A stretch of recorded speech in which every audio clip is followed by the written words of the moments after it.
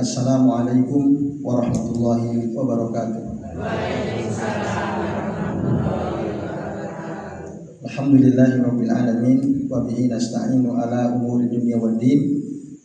Wassalatu wassalamu ala asrofil anbiya'i wal mursalin wa ala alihi wa ashabihi wa man tabi'ahum bi ihsanin ila yaumiddin.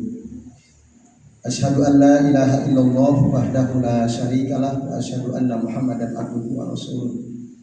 Allahumma shalli wa sallim wa barik ala Muhammad wa ala ali Muhammad kama shallaita wa barakta ala Ibrahim wa ala ali Ibrahim fil alamin innaka Hamidum Majid. Amma ba'du.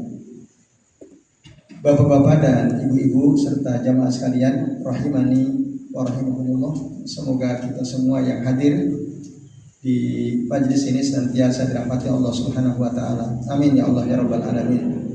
Alhamdulillah pada sore ini atas izin Allah kita bisa berjumpa kembali untuk melanjutkan ngaji kitab Sahih Wasiyat Rasul sallallahu alaihi wasallam. Pada kesempatan sore ini Bapak Ibu kita akan membahas wasiat Nabi tentang anjuran untuk mandi dan memakai minyak wangi pada hari Jumat. Istihbabu at-tatahhuri wa tatayyub yaumal Jumu'ah. Ini berdasarkan hadis dari Ikrimah rahimahullah. Beliau mengatakan anna unasan min ahli al-Iraq ja'u wa qalu ya Ibnu Abbas. Bahwasanya orang-orang dari penduduk Irak datang menemui Abdullah bin Abbas radhiyallahu anhu. Lalu mereka bertanya kepada Abdullah bin Abbas, "Ya Ibnu Abbas, atara al-ghusla yaumal jumu'ati wajiban?" Wahai Ibnu Abbas, apakah engkau melihat bahwa mandi pada hari Jumat itu wajib hukumnya? Jawaban Abdullah bin Abbas, la, kata beliau, tidak. Walakinnahu atharu wa khairun liman iktasal. Akan tetapi mandi pada hari Jumat itu lebih bersih, lebih baik liman iktasal, bagi orang yang mandi. Wa man lam yaktasil, dan barang siapa yang tidak mandi pada hari Jumat, falaisa alaihi biwajibin, maka dia tidak wajib, alias tidak berdosa kalau dia tidak mandi pada hari Jumat. Wa sa'ukhbirukum kaifa bad'u al-ghusl, dan aku akan kabari kalian tentang bagaimana awal mula wasiat untuk mandi pada hari Jumat. Nah, lalu ceritalah Abdullah bin Abbas, kata beliau, kana nas majhudin, dulu orang-orang di zaman Nabi SAW, karena kefakiran mereka bekerja keras, majhudin, ya, bekerja keras, mut'ibin, wa kanu bi masaqatin bisababi al-faqr. Jadi mereka kerja keras, lelah, karena memang kehidupannya susah disebabkan karena kefakiran dulu, kata Abdullah bin Abbas. Yalbasuna su, dan mereka pada umumnya memakai baju dari wol, kain wol, berat, ya, panas. Wa ya'maluna ala zuhurihim, dan mereka bekerja di atas hewan-hewan tunggangan mereka. Wa kana masjiduhum dayyiqa muqarribas saqfi innama huwa arish, dan masjid mereka dulu itu sempit. Jadi di zaman Nabi Masjid Nabawi itu sempit. Muqarribas saqf, atapnya itu pendek gitu ya, tidak tinggi atapnya. Innama huwa arish, dan atapnya itu arish itu terbuat dari pelepah kurma atau yang sejenis dengan itu, jarid, an-nahl wa ma syabaha. Maka fakharaja Rasulullah sallallahu alaihi wasallam fi yaumin harin. Suatu ketika Rasul keluar di hari yang panas. Wa arikun nasu bidzalika su. Dan orang-orang Bapak Ibu keringetan dalam baju yang terbuat dari wol itu. Jadi panas, masjidnya atapnya pendek, pakaiannya dari wol. Akhirnya orang-orang pada berkeringat. Ariko an-nasu bidzalika su hatta sarat minhum riyahun ada bidzalika ba'dhum ba'dha. Sehingga berhembuslah dari mereka aroma, ya, bau yang membuat sebagian mereka tidak nyaman, bau keringat, membuat yang lain tidak nyaman. Falamma wajada Rasulullah sallallahu alaihi wasallam tilkar rih. Nah, ketika Rasul pun mencium aroma keringat itu, akhirnya beliau berkata, ayyuhan nasu, wahai sekalian manusia, idza kana hadzal yaum fagtasilu. Jika hari ini, maksudnya hari ini itu hari Jumat. Nah, jadi hadzal yaum yang dimaksud di sini adalah ay yaumul jumu'ah. Fagtasilu, kata Nabi, maka mandilah kalian, wal yamassa ahadukum afdalama yajidu min dunihi wa tibihi. Dan hendaklah salah seorang di antara kalian memakai, ya, minyak wangi yang paling baik yang dia miliki. Memakai minyak wangi yang paling afdal, yang paling utama yang dia punya. Nah, itu wasiat Nabi. Igtasilu wal yamassa ahadukum afdala ma yajidu min dunihi wa tibihi. Lalu Abdullah bin Abbas radhiyallahu anhu mengatakan, summa jaa Allahu bil khairi. Kemudian Allah mendatangkan kebaikan, kehidupan tambah baik, kaum muslimin semakin banyak, semakin sejahtera, kemenangan demi kemenangan didapatkan. Nah, banyak yang mendapat ghanimah, lalu masjid juga dilebarkan, diluaskan. Wala bisu ghairu as-suf. Dan orang-orang akhirnya sudah tidak lagi menggunakan baju dari wol, kainnya lebih bagus. Itu kan di masa-masa susah. Waquful amal, dan pekerjaan mereka juga sudah tambah cukup, ya, tambah lebih baik. Wa wussi'a masjiduhum, masjid mereka diperluas. Wa dhahaba ba'dul ladzi kana yu'ti ba'duhum ba'dan minal araq. Maka, ya, hilanglah keringat yang tadinya mengganggu, membuat tidak nyaman sebagian yang lain, karena masjidnya sudah lebar, kain yang dipakai sudah lebih baik, gitu. Akhirnya yang tadinya sumpek, bau apek gitu, ya, itu sudah berkurang. Itu kata Abdullah bin Abbas radhiyallahu anhu. Hadis ini dikeluarkan oleh Abu Daud, dihasankan oleh Syekh Al-Albani dalam kitab Sahih Abi Daud. Nah, bapak-bapak dan ibu-ibu serta jamaah sekalian, inilah hadis yang di dalamnya ada wasiat dari Nabi supaya mandi, ya, pada hari Jumat dan supaya memakai minyak wangi. Nah, ini khususnya untuk kaum laki-laki yang pergi sholat Jumat, berkumpul dengan banyak orang. Nah,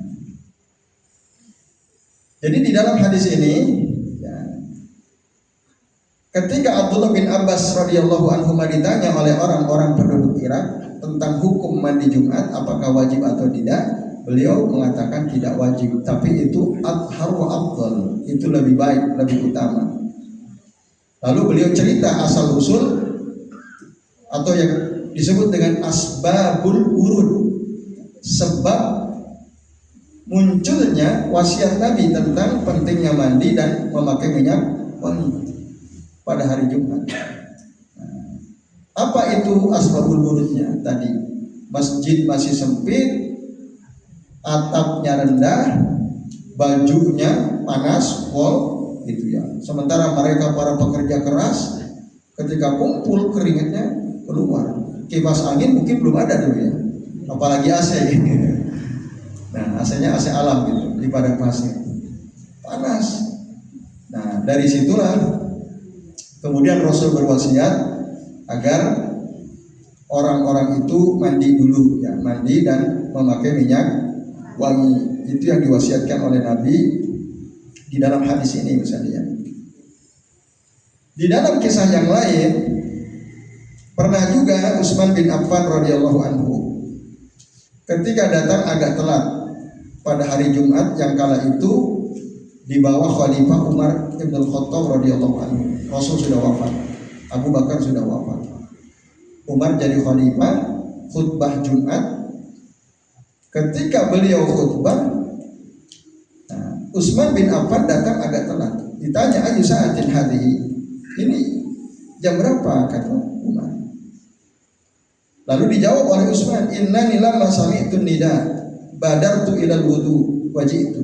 Sesungguhnya ketika aku mendengar suara azan, aku bersegera wudu dan aku pun datang ke sini. Faqala al-wudu aidan. Wudu juga bisa maksudnya. Waktu itu Utsman tidak menyebutkan kalau saya mandi dulu, enggak.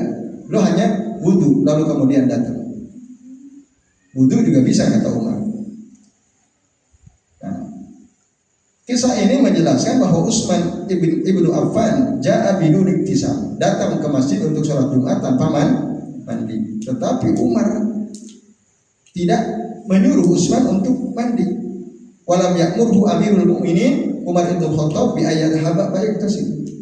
Umar tidak, Utsman, kamu tidak mandi, pulang dulu kamu mandi dulu. Tidak.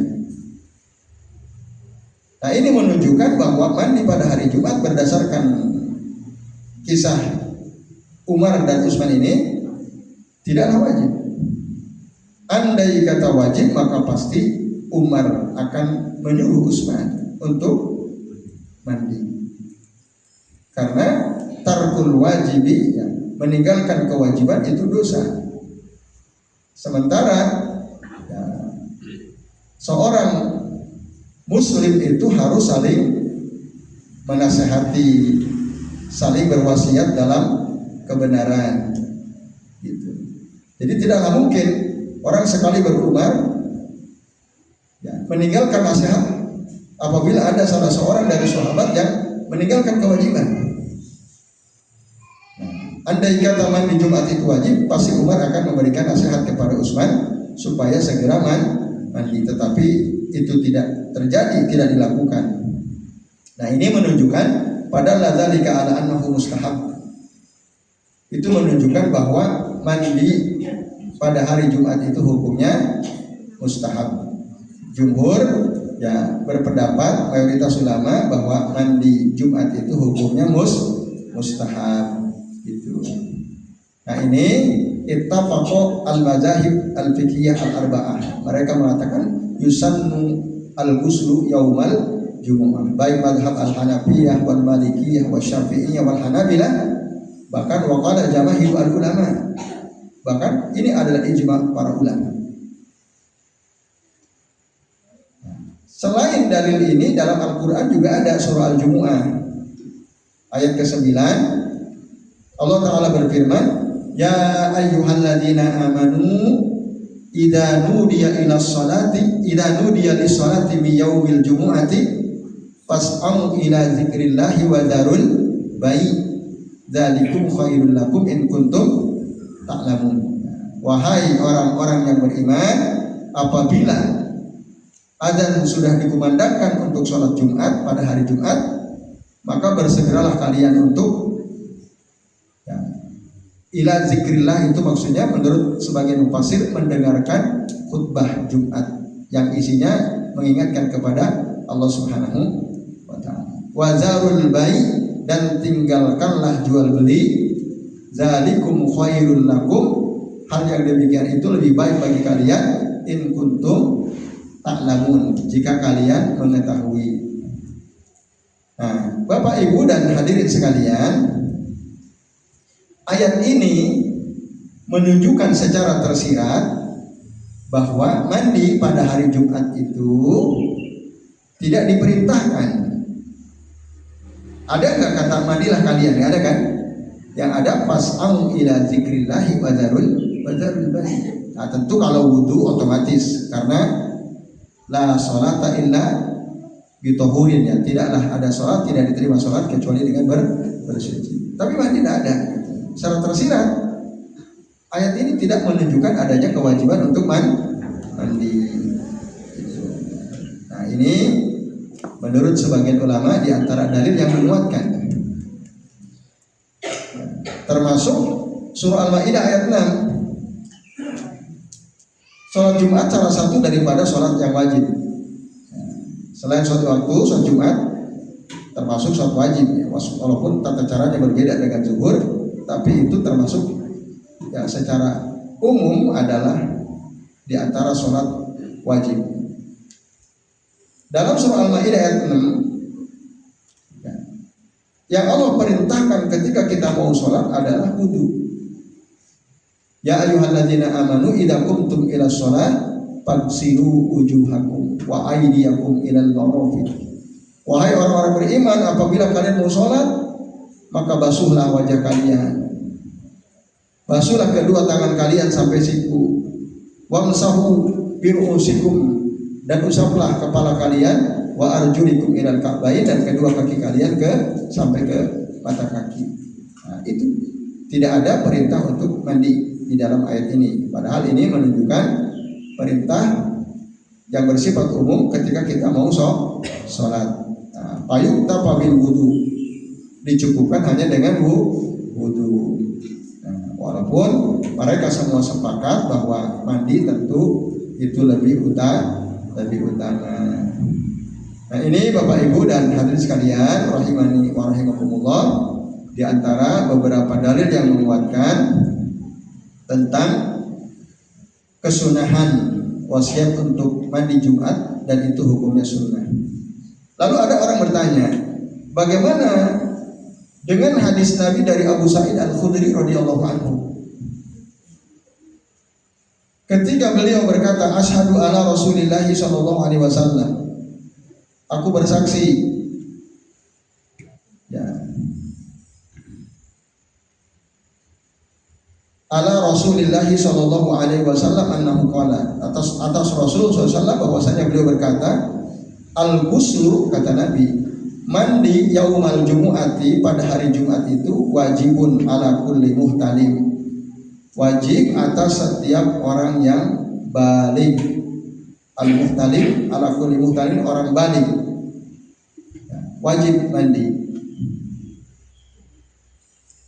Nah, kemudian wa ayyastanna, dan bersiwak. Yastanna itu siwak. Wa ayyamassa tiban in wajad, dan memakai minyak wangi apabila dia mendapatkan minyak wangi. Ada 3 perkara disebutkan pada hadis ini, hadis dari Abu Sa'id Al-Khudri ini, ya Bapak sekalian, ini hadis akhrajahu Al-Bukhari wa Muslim, yaitu mandi tadi kata Nabi wajibun ala kulli muhtalim, wajib atas setiap orang baligh pada hari Jumat. Yang kedua bersiwak, yang ketiga memakai minyak wangi. Nah, pendalilannya Bapak Ibu, berdasarkan hadis ini, para ulama menjelaskan bahwa mandi Jumat disebutkan dalam hadis ini dari Abu Sa'id Al-Khudri, ya, bersamaan dengan perintah untuk bersiwak dan memakai minyak wangi. Dan keduanya, siwak dan pakai minyak wangi itu hukumnya mustahab, anjuran, tidak wajib. Maka dengan demikian mandi juga begitu. Maka kata wajib yang dimaksud di dalam hadis ini artinya apa? Muta'akkid. Muta'akkid itu ditekankan. Itu maksudnya. Sangat ditekankan, tapi tidak sampai pada level wajib. Karena kalau wajib berarti dia meninggalkan berdosa. Walaupun ada sebagian ulama, ya, wajib bagi orang yang badannya berkeringat, bau, ya habis kerja bangunan gitu ya, habis ngaduk semen, pas hari Jumat nggak libur kan, tukang bangunan, pas azan Jumat kan itu kotor, berkeringat. Nah, dalam keadaan seperti itu, menurut sebagian ulama wajib, gitu. Karena supaya tidak mengganggu jamaah yang lain, supaya tidak mengganggu kenyamanan para jamaah yang lain. Tapi secara umum tadi mustahab ya, hukum mandi pada hari Jumat. Makanya Abdullah bin Abbas radhiyallahu anhu beliau tegas mengatakan ghuslu al-jumu'ati laisa biwajibin. Mandi Jumat itu hukumnya tidak wajib. Itu Bapak Ibu dan hadirin sekalian rahimani wa rahimakumullah. Nah, jadi mustahab laisa biwajibin.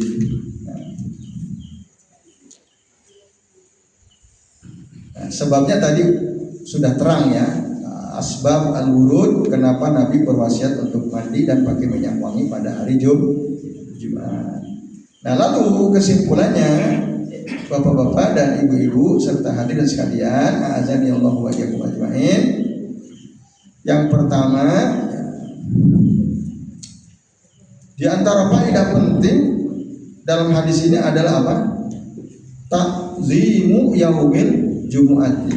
Pentingnya mengagungkan hari Jumat. Kenapa? Karena pada hari Jumat itu, Bapak Ibu, adalah seutama-utama hari, kata Nabi. Hari yang paling utama itu hari Jumat. Nah, diterangkan dalam hadis riwayat Abu Daud dari Aus bin Aus radhiyallahu anhu. Beliau mengatakan, qala an-nabiy sallallahu alaihi wasallam, inna min afdhali ayyamikum yaumal jumu'ati. Sesungguhnya di antara hari-hari kalian yang paling utama adalah hari Jumat. Fihi khuliqa Adam. Karena pada hari Jumat itu Nabi Adam diciptakan. Wa fihi qubidha. Dan pada hari Jumat Nabi Adam juga diwafatkan. Wa fihi an-nafkhah. Dan pada hari Jumat ditiup trompet sangkakala tanda kiamat. Jadi kiamat terjadi pada hari Jumat setelah subuh. Lo katanya ketika Rasul ditanya malaikat Jibril, ya Muhammad, mata sa'ah, wahai Muhammad, kapan hari kiamat? Lalu Nabi menjawab, ma al-mas'ulu bi'a'lami nasail, kata Nabi. Orang yang ditanya tidak lebih tahu daripada yang bertanya. Rasul nggak tahu lah kok hari Jumat. Iya, karena dalam hadis ini Rasul katakan wa fihi an-nafkhah. Gitu. Nah, ini. Bahkan nanti ada rincian hari Jumat ba'da subuh. Nah, yang tidak diketahui oleh Nabi adalah bulan apa, tanggal berapa, tahun berapa. Itu yang tidak diketahui. Tapi kalau harinya, kapan waktunya itu disampaikan di dalam hadis. Yaumal Jumu'ah ba'da subuh, ya, di pagi hari. Nah, wa fihi as-saqqatu, dan pada hari Jumat itu, nah, ada lagi tiupan trompet sangkakala. Yang kedua, ya. Yang pertama kan hancur semua. Yang kedua nanti dibangkitkan. Semua bangkit dari alam kuburnya. Itu hari Jumat juga. Fa'aksimu alayya minas shalah, kata Nabi, fihi, perbanyaklah kepadaku bersolawat pada hari Jumat. Fa inna sholatakum ma'rudatun alayya, karena solawat kalian kepadaku, nah, itu dinampakkan, diperlihatkan kepadaku oleh para malaikat. Itu kata Nabi SAW. Lalu sahabat tanya, ya, Aus bin Aus bertanya, ya Rasulullah, wa kaifa tu'radu sholatuna alayya waqad alimta. Duhai Rasul, bagaimana mungkin salawat kami kepada engkau itu dinampakkan kepadamu? Bukankah engkau sudah arimta? Nah, arimta itu maksudnya sudah hancur. jenazahmu, ya, tubuhmu. Itu. Apa jawaban Nabi? Qala Nabi sallallahu alaihi wasallam, "Innallaha azza wa jalla harrama 'alal ardi ajsadal anbiya." Sesungguhnya Allah azza wa jalla mengharamkan bumi untuk memakan tubuh para nabi itu. Jadi nabi utuh, jasad para nabi itu utuh. Nah, hadis ini diantaranya ibu-ibu, bapak-bapaknya menjelaskan tentang keutamaan hari Jumat. Oleh karenanya kita dianjurkan untuk memuliakan hari Jumat. Dengan cara apa? Mandi, bersih-bersih, pakai minyak wangi. Kalau bisa pakai baju yang bagus, tidak harus mahal ya, bagus, bersih. Nah, ini bapak-bapak, ibu-ibu dan jamaah sekalian, a'azani Allahu wa iyyakum ajmain. Kemudian faedah yang kedua, Bapak Ibu, hadis ini menunjukkan apa? Al-ihtimamu bin nadhafati syakhsiyah. Memperhatikan kebersihan diri pribadi. Nah, jadi Islam itu dinun nadhafah. Islam itu agama yang bersih. Makanya Nabi menyuruh para sahabat untuk mandi. Apalagi jika mau bertemu dengan banyak orang, berkumpul dengan banyak orang, supaya orang itu nyaman. Hari Jumat, sholat Id, bahkan termasuk sholat jamaah, bahkan termasuk mau datang hadir ke majelis ilmu seperti ini, kita berkumpul. Nah, itu. Maka dianjurkan memperhatikan kebersihan, termasuk menggunakan wanginya. Nah, apakah ini berlaku umum untuk laki-laki dan perempuan? Nah, Bapak Ibu dan jamaah sekalian, semua ulama sepakat tentang kesunahan memakai minyak wangi bagi kaum laki-laki. Bahkan ya, Rasul mengatakan inna min sunanil mursalin, sesungguhnya di antara sunnah-sunnah para rasul itu adalah ya nikah, wasiwaku bersiwak, wata'atturu memakai minyak wangi, dan yang keempat al-haya, malu, punya rasa malu. Itu sunnah para rasul. Nah, di antara 4 sunnah para rasul itu ada at-ta'attur. Ta'attur itu menggunakan minyak wangi. Nah, ini apakah berlaku umum atau berlaku khusus lirijal, untuk laki-laki saja? Para ulama sebagian mengatakan memakai minyak wangi itu berlaku umum. Kesunahan memakai minyak wangi itu berlaku umum, baik laki-laki maupun perempuan. Loh, lalu bagaimana dengan hadis Nabi yang melarang, di mana Nabi pernah mengatakan ayyuma mura'atin istaqtarat summa marrat ala qaumin liyajidu rihaha fa innaha zaniyah, kata Nabi.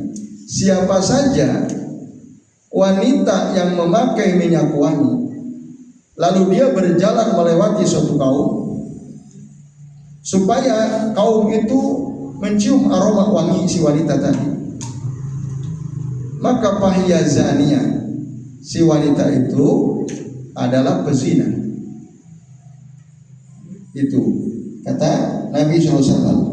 Siapa saja wanita yang memakai minyak wangi lalu berjalan di depan orang, ya, supaya apa? Orang-orang itu mencium aroma wanginya, maka itu dianggap pezina oleh Nabi SAW. Itu hadis sahih.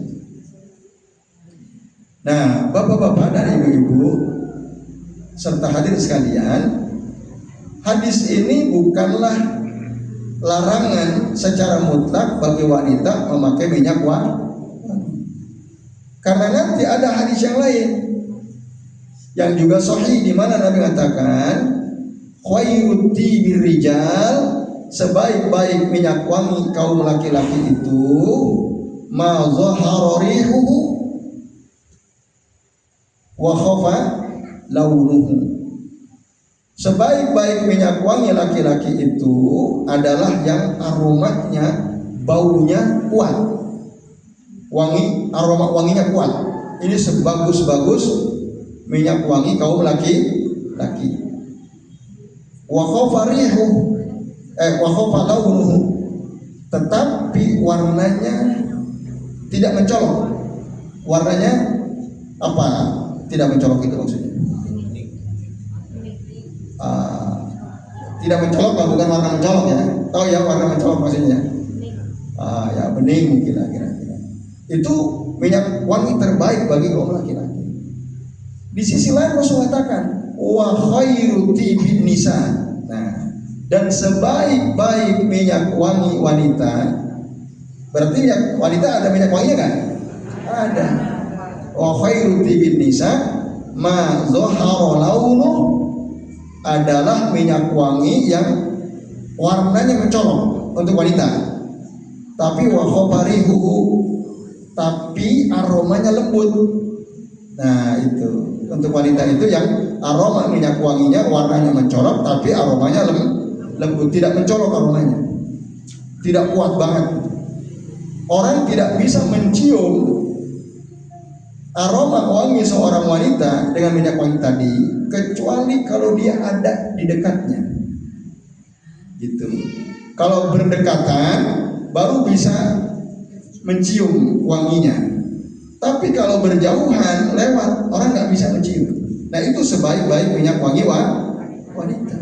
Itu ibu-ibu. Artinya apa? Wanita pun sunnah memakai minyak wangi. Tapi tadi yang warnanya boleh warna mencolok, tapi yang aromanya tidak mencolok. Artinya orang tidak bisa mencium wangi si wanita tersebut kecuali kalau dia ada di dekatnya. Nah, tapi sayangnya fakta di kehidupan sehari-hari kebalik. Kalau perempuan biasanya minyak wanginya wangi banget. Lewat udah 10 meter masih semeriwing wangi gitu ya. Nah, masih tercium baunya. Sementara laki-laki banyak yang nggak pakai minyak wangi.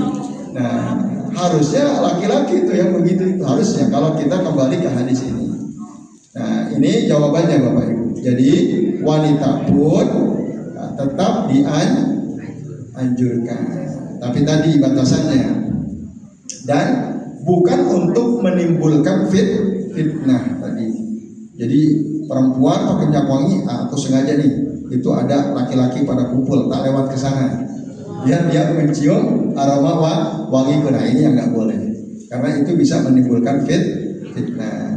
Nah, ini Bapak Ibu, jadi walaupun ada memang sebagian ustadz melarang secara mutlak wanita nggak boleh pakai minyak wangi, ya ada hadisnya tadi, boleh, tapi yang aromanya tidak kuat. Nah, ini bapak-bapak dan ibu-ibu serta jamaah sekalian, azan ya Allah wa iyyakum. Faedah lainnya Bapak Ibu, memakai wangi-wangian dan baju yang bagus, ya, itu termasuk sesuatu yang disukai oleh Allah Ta'ala. Ya. Baju bagus itu tidak harus mahal, tidak harus mewah. Baju bagus yang dimaksud itu baju yang bersih, gitu. Yang matching lah kalau bahasa kitanya. Matching itu apa? Cocok lah ya. Atasan bawahan cocok gitu. Jangan ya serasi. Nah, ini sesuatu yang indah. Allah senang gitu. Allah senang. Mana dasarnya? Dasarnya apa? Hadis Nabi, innallaha jamil yuhibbul jamal. Allah itu indah dan Allah senang sesuatu yang indah, Bapak Ibu. Jadi kita pakai baju yang serasi, yang bagus, itu disenangi oleh Allah Subhanahu wa Ta'ala. Gitu. Lalu faedah lainnya Bapak Ibu, di dalam hadis tadi ada anjuran untuk apa? Ihtiram hukuk al-musallin, menghormati hak-hak orang yang sholat. Jadi jangan sampai ketika kita sholat jamaah orang lain terganggu. Nah itu namanya tidak menghormati hak orang lain yang sholat berjamaah.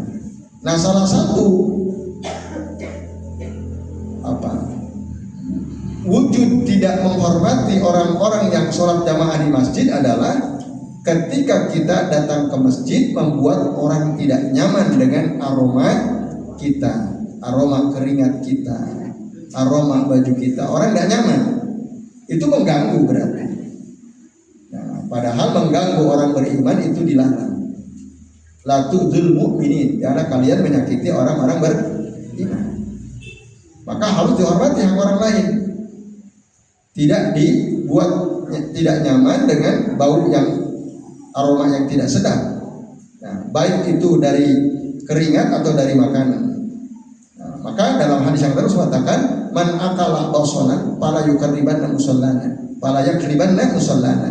Barang siapa yang makan bawang, jangan sekali-kali mendekati tempat sholat kami. Sampai dihilangkan dulu baunya, bau bawang.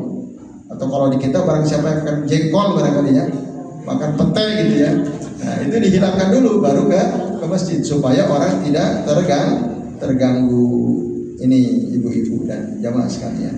Nah, termasuk tentu mengganggu orang sholat itu selain dengan bau tadi, juga dengan suara. Maka kalau ada orang sholat sunnah, kita di masjid tunggu iqomah, itu jangan membaca Al-Quran dengan mengeraskan suara. Itu dilarang juga. Karena masing-masing orang kan sedang bermunajat, kata Nabi, kepada Allah Subhanahu wa Ta'ala. Jadi jangan dikeraskan baca Quran, apalagi zikir dikerasin. Nah, karena ada orang berdoa, ada orang zikir, ada orang sholat. Kalau kita keraskan, itu mengganggu. Ini ibu sekalian. Termasuk tentu dengan perbuatan. Nah, perbuatan kita ketika kita sholat, misalnya kita kaku tidak lembut, maka kata Nabi khairukum fis sholat al-yadukum mankiba. Sebaik-baik kalian dalam sholat adalah orang yang paling lembut bahunya. Kan sholat itu disuruh merapatkan, jadi selain lurus rapat. Itu jangan sampai kenceng ini sehingga orang terganggu, atau pas sujud keras gitu, orang terganggu, gak nyaman. Nah itu gak boleh. Jadi dilembutkan. Nah itulah sebaik-baik orang, kata Nabi. Khairukum fi sholat al-yadukum mankiba. Lembut, selembut sutra, gitu ya. Artinya lembut lah, supaya orang itu merasanya nyaman, gitu. Termasuk gunting itu, kuku kelingking kaki. Ya. Karena kalau kelingking jari kelingking kaki gak digunting, sementara waktu sholat, masih ingat kan? Sholat kakinya serong, nah tidak mungkin bisa dirapatkan. Orang tidak akan nyaman karena kuku kelingking jari kaki kita. Itu juga gak bagus ya, membuat orang tidak nyaman, tidak memuliakan hak orang sholat. Nah kemudian Bapak sekalian, faedah lainnya, untuk beribadah kepada Allah Subhanahu wa Ta'ala itu sebaiknya kita betul-betul memperhatikan ya, kebersihan diri kita, keindahan penampilan kita, gitu. Karena ini bagian daripada yang bisa membantu kita khusyuk hati kita, badan kita, gitu. Maka dikatakan fakullama kana al-insanu anzafu wa atyabu nafsan. Setiap kali seseorang itu lebih bersih, lebih wangi dirinya, kana aktsaru khusyu'an wa rahatan fi shalah, maka dia akan lebih bisa khusyuk dan lebih nyaman di dalam sholat.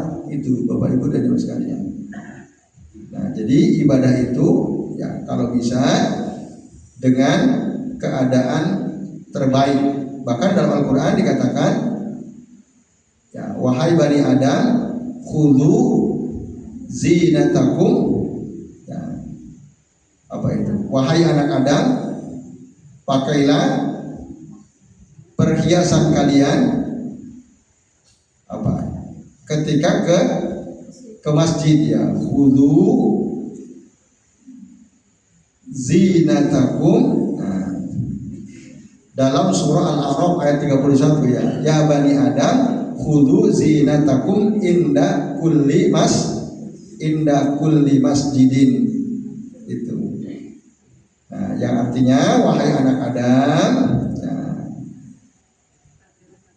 pakailah perhiasan kalian ketika sholat ke masjid.